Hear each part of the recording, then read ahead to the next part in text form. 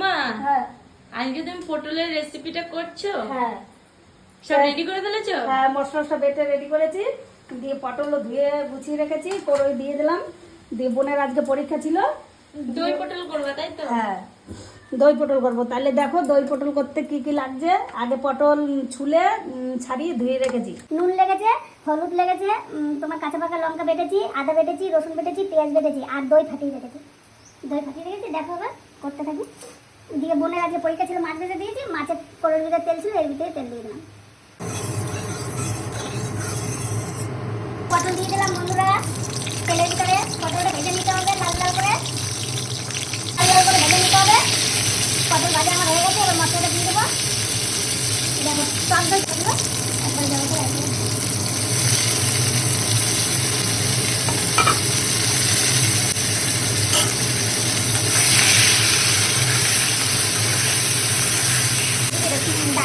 সেদিনকে করেছিলাম, দেখাতে পারিনি তো। হ্যাঁ না, সেদিনকে অল্প করে পটল ছিল, তারপর দেখাতে পারি থেকে দিয়েছে। টক দই দিয়ে দেবো।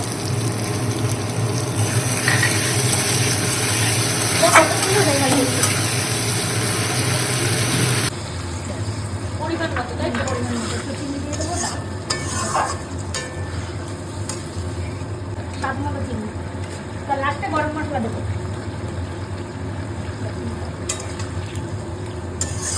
আর ভালো করে ফুটবে। হ্যাঁ একটু ঢেকে দেবা তুমি।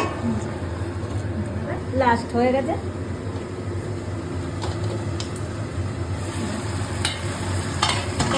সুন্দর গন্ধ। দারুণ দারুণ, তোমরা এরকম করে খাবে। দেখো কত সুন্দর লাগছে, তোমরা এরকম বাড়িতে ট্রাই করে খাবে। আর যদি ভিডিওটা ভালো লাগে তো লাইক শেয়ার করে দেবে একটা। চলো টাটা।